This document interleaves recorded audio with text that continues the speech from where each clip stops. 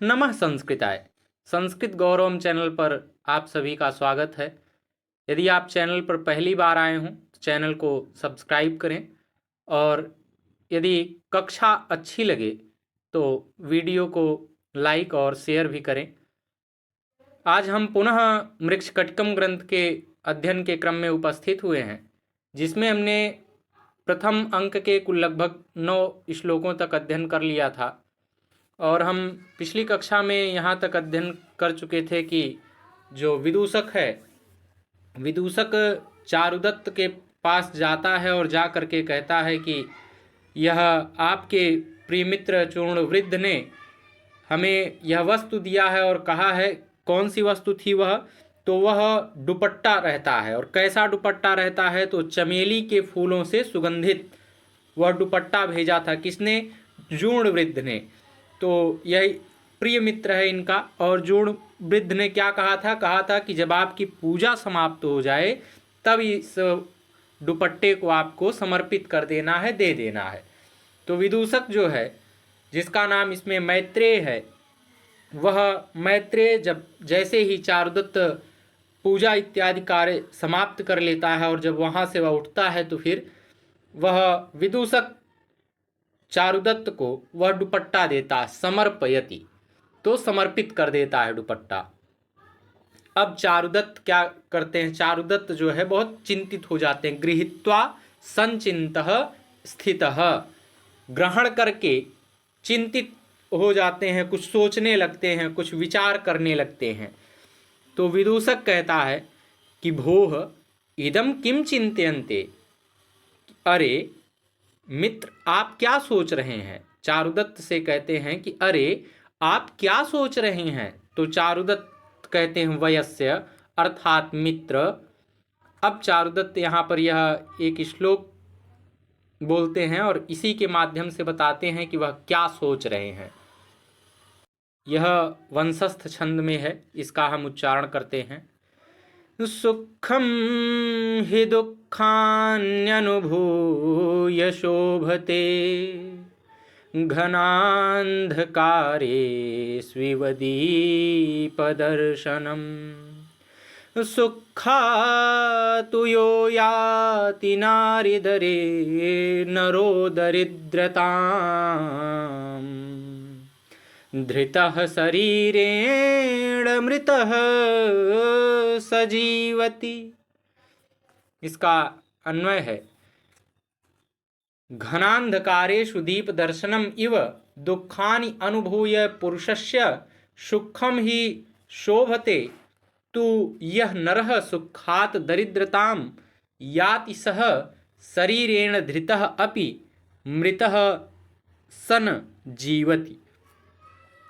कहते हैं घनांधकारेषु, अर्थात घोर अंधेरों में, घोर अंधकार में, दीप दर्शनम अर्थात दीपक के दर्शन प्रकाश के समान, इव अर्थात समान, दुखानि अर्थात दुखों को, कष्टों को, अनुभूय अर्थात अनुभव करके, पुरुषस्य अर्थात व्यक्ति के लिए, सुखम अर्थात सुख अथवा आनंद, ही अर्थात निश्चित रूप से, शोभते अर्थात शोभित होता है, अच्छा लगता है, तू अर्थात किंतु, यह नरह अर्थात जो मनुष्य, सुखात अर्थात सुख के उपभोग से, दरिद्रताम यानी दरिद्रता को, गरीबी को, याति अर्थात प्राप्त करता है, पहुँचता है, सह शरीरेण वह देह से,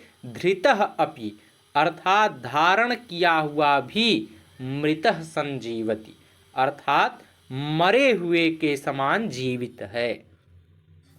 इसका शाब्दिक अर्थ देखते हैं। कहते हैं घनांधकारेषु अर्थात घोर अंधेरों में, दीप दर्शनम, दीप दर्शनम, तो दीपस्य दर्शनम, इसमें षष्ठी तत्पुरुष समास है। तो दीपक के दर्शन, प्रकाश के, इव अर्थात समान, दुखानि अर्थात दुखों को। दर्शनम शब्द देखिए जो है, दर्शनम शब्द यह दृश्य धातु में ल्युट प्रत्यय करने पर बनता है। दुखानि अर्थात दुखों को, कष्टों को, अनुभूय अर्थात अनुभव करके। अनुभूय शब्द जो है यह अनु उपसर्ग पूर्वक भू धातु में अक्त्वा और लेप प्रत्यय किया गया है। और अगर यह पूछा जाए कि अनुभूय शब्द में कौन सी संधि की गई है तो इसमें यण संधि है। फिर कहते हैं कि अनुभव करके सुखम, सुखम अर्थात सुख, आनंद, ही अर्थात निश्चित रूप से, शोभते, शोभते अर्थात शोभित होता है, अच्छा लगता है। शोभते शब्द जो है यह शोभ में लट लकार प्रथम पुरुष एक वचन आत्मने पद में शोभते शब्द बनता है। तू अर्थात किंतु, यह अर्थात जो, नरह अर्थात मनुष्य, सुखात अर्थात सुख के उपभोग से, दरिद्रताम अर्थात गरीबी को,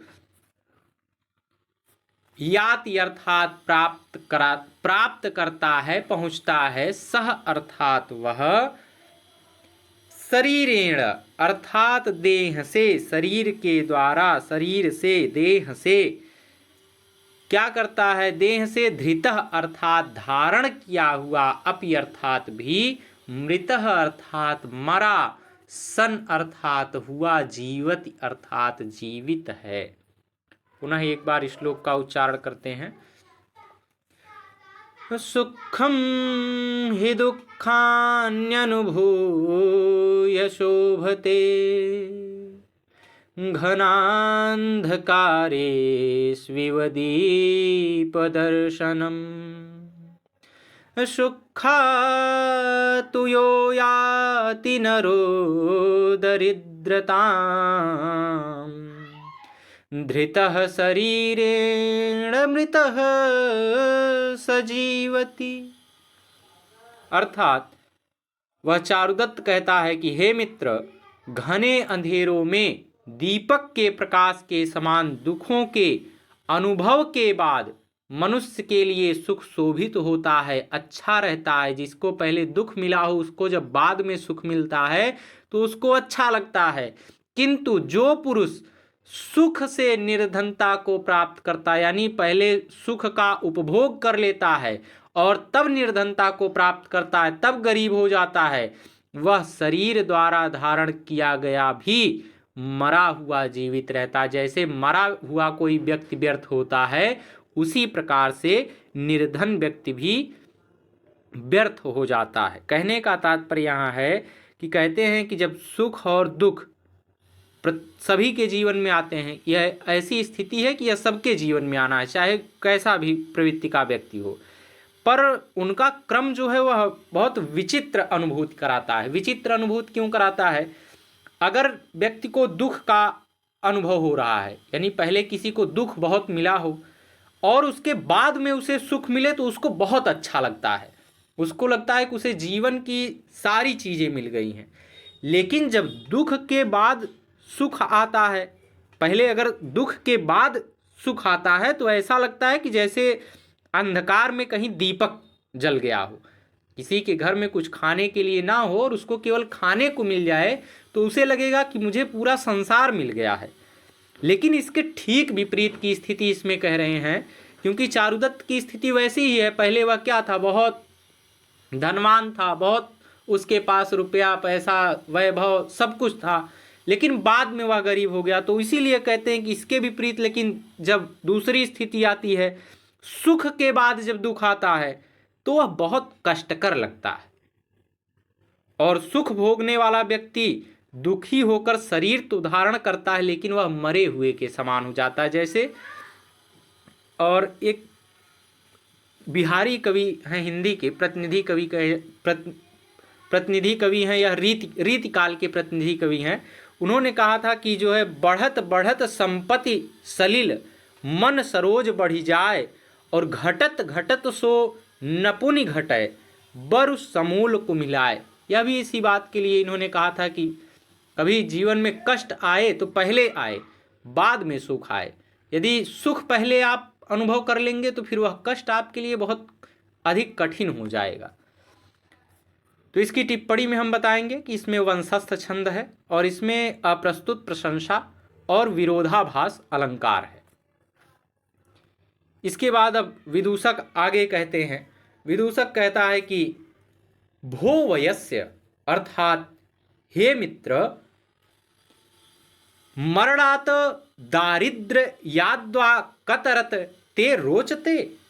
कहते हैं कि हे मित्र, मृत्यु और दरिद्रता में से आपको कौन अच्छा लगता है? कौन सी चीज ऐसी है जो आपको रोचते, अच्छी लगती है, प्रिय लगती है?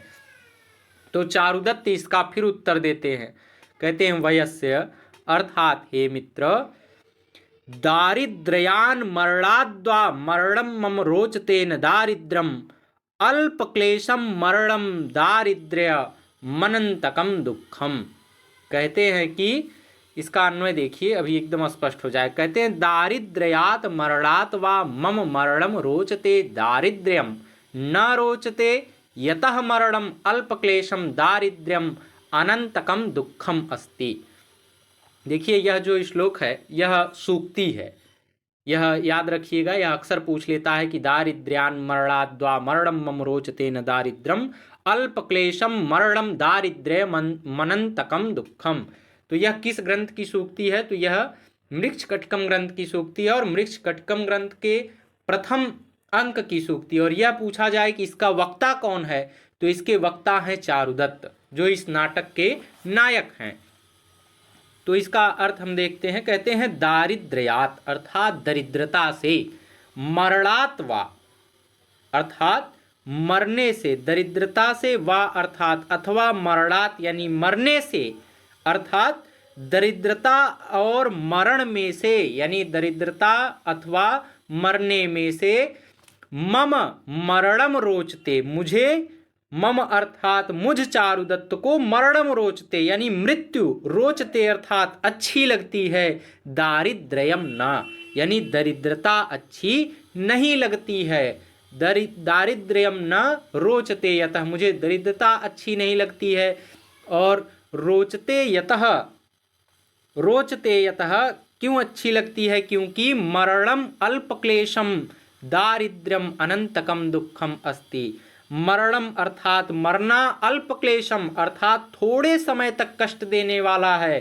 किंतु दारिद्र्यम किंतु दरिद्रता, अनंतकम दुखम कभी भी न समाप्त होने वाला दुख है, कभी भी न समाप्त होने वाला कष्ट है। इसका शाब्दिक अर्थ देखते हैं, कहते हैं कि दारिद्र्यात अर्थात दरिद्रता से, वा अर्थात अथवा मरणात अर्थात मरने से, अर्थात दरिद्रता और मरण में से, मम अर्थात मुझ चारुदत्त को, मरणम अर्थात मृत्यु, रोचते अर्थात अधिक अच्छी लगती है, न अर्थात न कि, दारिद्र्यम अर्थात दरिद्रता, यतः अर्थात क्योंकि, मरणम अर्थात मरना, अल्पक्लेशम यानी थोड़े समय तक कष्ट देने वाला है, च अर्थात और, दारिद्र्यम अर्थात दरिद्रता जो है वह, अनंतकम अर्थात कभी भी समाप्त ना होने वाला, दुखम अर्थात कष्ट है। पुनः एक बार इस श्लोक का उच्चारण करते हैं, दारिद्र्यान् मरणाद्वा मरणं मम रोचते न दारिद्र्यम् अल्पक्लेशं मरणं दारिद्र्यमनंतकम दुखम। देखिए 2-3 बार हम इसलिए श्लोक का उच्चारण करने का प्रयास करते हैं ताकि श्लोक जो भी रहे हमें याद हो जाए, और जब कोई भी श्लोक याद हो जाता है तो फिर उसके लिए हमें बहुत कठिनाई नहीं होती है, क्योंकि हमें अब परीक्षाओं में किसी भी श्लोक की पंक्ति को उठा करके पूछ देता है कि यह किस ग्रंथ से ली गई है, और कोई भी परीक्षा हो उसमें अगर हमारा 2 नंबर भी है तो वह फिर बहुत महत्वपूर्ण हो जाता है। 2 नंबर से तो हम 2-2 लाख लोगों से आगे पीछे हो जाएंगे। इसलिए जो है हमें जो भी ग्रंथ पढ़ना है एकदम उसको कंठस्थ रखना है। चलिए इसका अर्थ देखते हैं।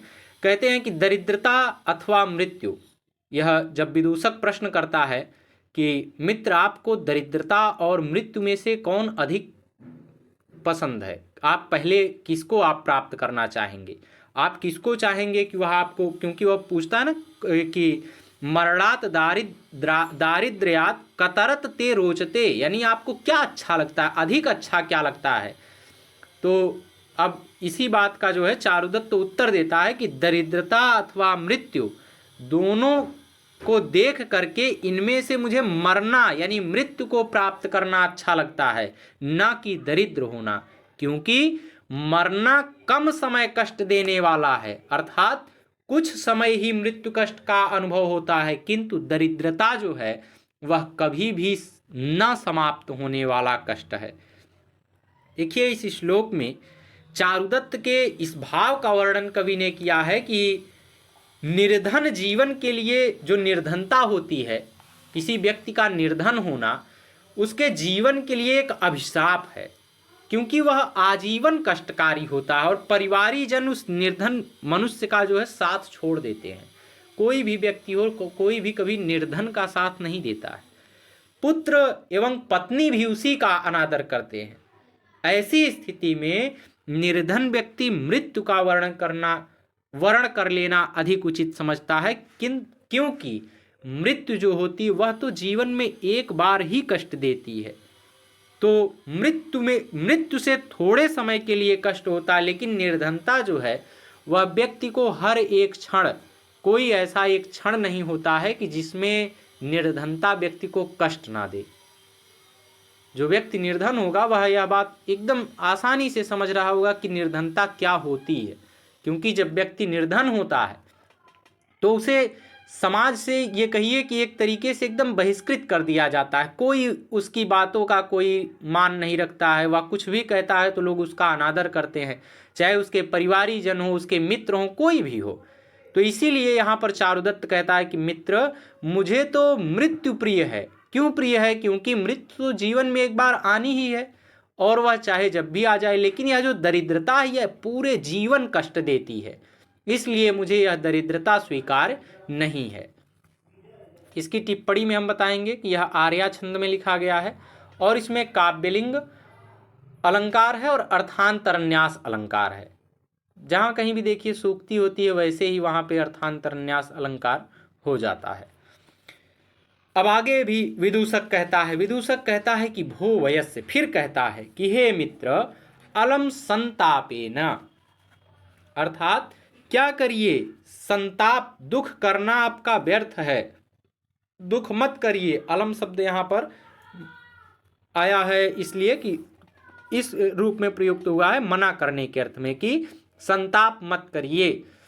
प्रणयी जन संक्रामित विभवस्य सुरलोक पीत शेषस्य प्रतिप चंद्रस्य इव परिचयो अपि ते अधिकतरम रमणीयः।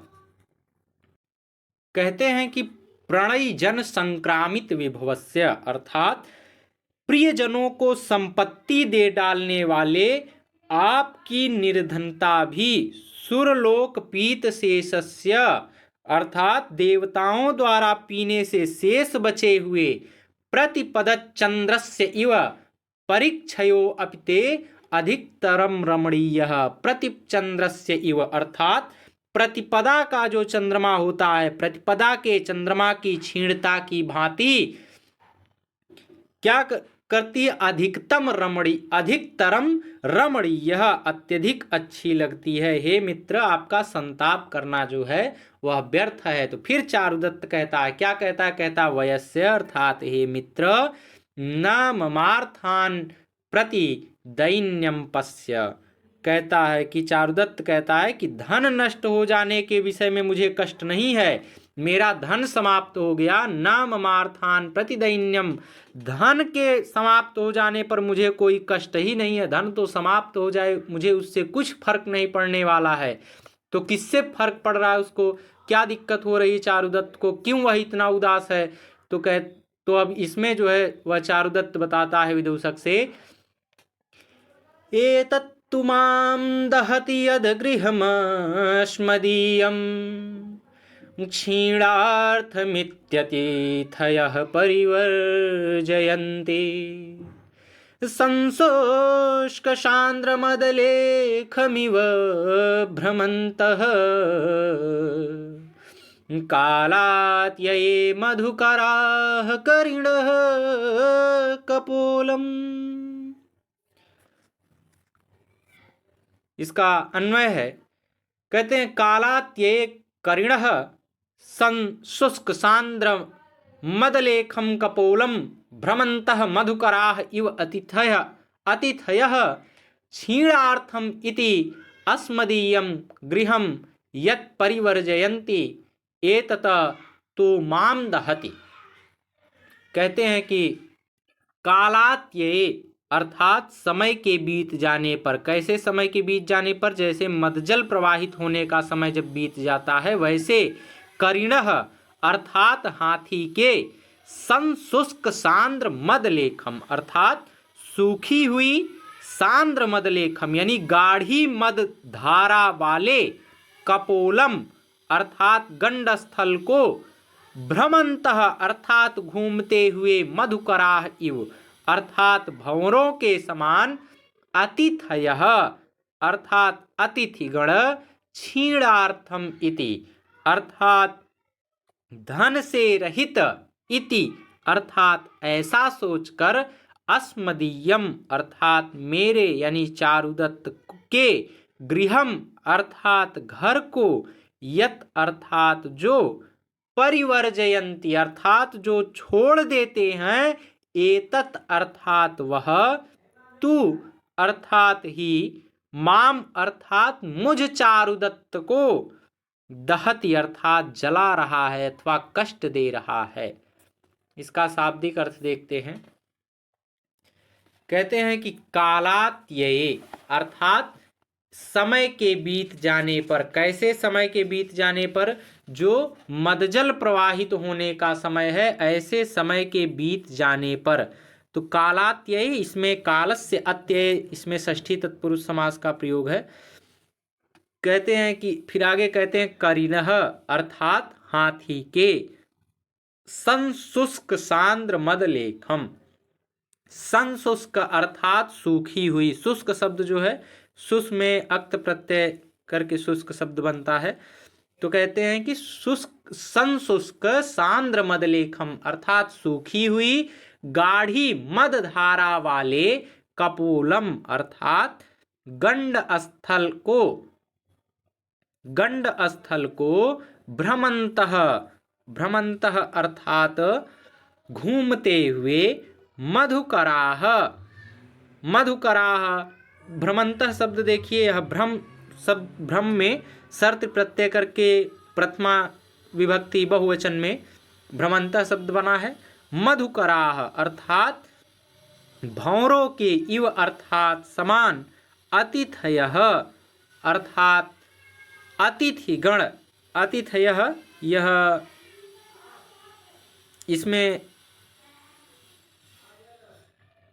नहीं क्षीणार्थम अर्थात धन से रहित।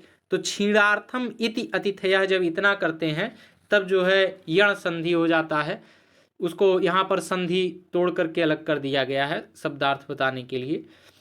कहते हैं इति अर्थात ऐसा सोच करके अस्मदीयम अर्थात मेरे, अस्मदीयम अर्थात चारुदत्त के, मेरे चारुदत्त के गृहम अर्थात घर को यत अर्थात जो परिवर्जयन्ति अर्थात छोड़ देते हैं, परिवर्जयन्ति परि उपसर्ग पूर्वक वर्जय में लट लकार प्रथम पुरुष बहुवचन में परिवर्जयन्ति शब्द बना है।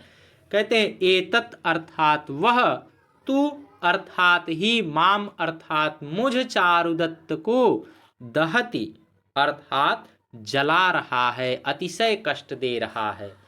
पुनः एक बार श्लोक का उच्चारण करते हैं। एतत्तु माम दहति यद्गृहमस्मदीयं क्षीणार्थमित्यतिथयः परिवर्जयन्ति संशुष्कसान्द्रमदलेखमिव भ्रमन्तः कालात् ये मधुकराः करिणः कपोलम्। अर्थात वह चारुदत्त कहता है कि मुझे धन के जाने से कोई कष्ट नहीं है। कष्ट क्या है? कहता है कि जैसे मदजल बहने का समय बीत जाने पर हाथी की सूखी हुई गाढ़ी मदजल धारा वाले गंडस्थल को पूर्व काल में उस पर मडराने वाले भंवरों के समान अतिथि लोग धनहीन हैं ऐसा सोच करके मेरे घर को जो छोड़ देते हैं उसमें नहीं आते हैं, यही मुझे जला रहा है, जलने के समान यही मुझे कष्ट दे रहा है। अर्थात कहते हैं कि हाथी के सूखे मदजल रहित गंडस्थल को छोड़कर भंवरे जैसे दूसरी जगह चले जाते हैं, उसी प्रकार से धनहीन मेरे घर को छोड़ करके अतिथि लोग भी अन्यत्र चले जाते हैं, और यह जो अतिथियों द्वारा छोड़ दिया जाना है मुझे जलने के समान कष्ट दे रहा है। देखिए, अब इस श्लोक में जो चारुदत्त है वह यह कहता है कि अतिथियों का एक स्वभाव है।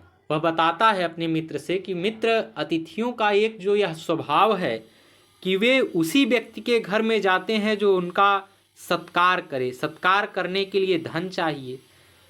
तो कहने का तात्पर्य है कि अतिथि धनी और उदार व्यक्ति के घर जाते हैं, क्योंकि कंजूस किसी का क्या सत्कार करेगा।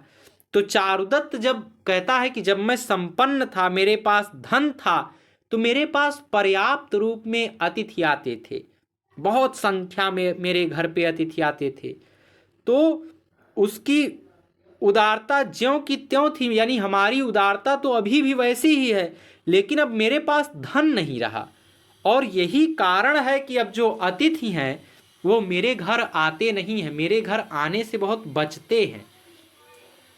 और जबकि ऐसा नहीं है कि मैं कंजूस हूँ, ऐसा भी नहीं है, मैं तो उनका स्वागत करना चाहता हूँ, लेकिन बस मेरे पास धन नहीं है, इसलिए कोई अतिथि मेरे घर पर नहीं आता है। ठीक वैसे ही नहीं आता है जैसे जब कोई हाथी जब बहुत युवा होता है और जब मदजल का स्राव उसके भीतर से होता है तो भंवरे उसके चारों तरफ हमेशा मंडराते रहते हैं, घूमते रहते हैं। जितने भी भंवरे होते हैं वह उसी हाथी के अगल बगल टहलते रहते हैं। लेकिन जैसे ही उसका मदजल का स्राव धीमा हो जाता है, रुक जाता है, बंद हो जाता है, वैसे ही सभी भंवरे उसे छोड़ करके चले जाते हैं। ठीक यही जो कष्ट है मुझे बस इस बात का कष्ट है कि जो अतिथि मेरे घर पर आते थे, जिनका मैं स्वागत सत्कार करता था, आज वो अतिथि मेरा साथ छोड़ दिए हैं, वह मेरे घर पर नहीं आते हैं। यही मुझे जलने के समान कष्ट दे रहा है। धन की तो मुझे कोई लालसा ही नहीं है, पहले भी मेरे पास धन था लेकिन मैं सब कुछ दान कर दिया। लेकिन जो मेरे अतिथि हैं वह जो मुझे धनहीन होने पर छोड़ करके अन्यत्र कहीं चले गए, यह मुझे जलने के समान कष्ट दे रहा है। इसकी टिप्पणी में हम बताएंगे कि इसमें वसंत तिल का छंद है और उपमा अलंकार। उपमा किससे दी गई है? तो जैसे मदजल का जब स्राव किसी हाथी में होता है, उसी से तुलना अपनी कर रहे हैं कौन? चारुदत्त। कह रहे हैं जैसे हाथी के जब मदजल का स्राव होता है तो भंवरे उस पर मंडराते हैं, उसी प्रकार से जब मेरे पास धन था तो मेरे आसपास मेरे अतिथि हमेशा आते थे, हमेशा मैं उनका आतिथ्य सत्कार करता था। लेकिन अब वह सब नहीं आते हैं, अन्यत्र कहीं चले जाते हैं, इसलिए मुझे बहुत कष्ट हो रहा है। तो फिर अब विदूषक कहता है भो वयस्य, फिर कहता है हे मित्र, एते खलु दास्याः पुत्राः अर्थ कल्यवर्ताः। तो विदूषक कहता है कि हे मित्र, यह जो धन है यह तो कलेवे के समान तुच्छ है। वर्टा भीता इव गोपालदार का अरण्ये यस्मिन यस्मिन न खाद्यन्ते तस्मिन तस्मिन गच्छति। कहते हैं ततैये से, ततैया यह एक कीड़ा होता है। कीड़ा क्या होता है, इसका सभी स्थान पर अलग अलग नाम है। जैसे कहीं कहीं इसको बर्रा कहते हैं, जो पीले पीले रंग का होता है और काटने पर उसके बहुत दर्द होता है, सूजन भी हो जाती है, तो उसी को कह रहे हैं कि जो बर्रैया होता है, जो ततैया होता है, उसके भय से गोपालक यानी गाय को पालने वाले बालक किधर भागते हैं? जंगल में वहीं वहीं जाते हैं, वहीं वहीं चले जाते हैं। यस्मिन यस्मिन न खाद्यन्ते, जहां जहां वह उन्हें काट नहीं सकते हैं। जैसे जब ततैया किसी को दौड़ाता है तो लोग ज़्यादातर जल में या ऐसे स्थान पर जाते हैं जहां पे वह ना पहुंच सके। तो ऐसे ही कहते हैं कि वर्टा भीता इव, उसी ततैये के समान भयभीत कौन? गोपाल दार का, यानी गोपालक के बालक कहाँ भागते हैं? अरण्य में भागते हैं। तस्मिन तस्मिन गच्छति, वहां वहां जाते हैं। यस्मिन यस्मिन न खाद्यन्ते, जहां जहां वह ततैया उन्हें नहीं काट पाए वहां वहां वह लोग भागते हैं, वह गोपालक के बच्चे भागते हैं। तो आज के लिए बस इतना ही। पुनः अगली कक्षा में हम इसके आगे से अध्ययन प्रारंभ करेंगे। नमो नमः। नमः संस्कृताय। धन्यवाद।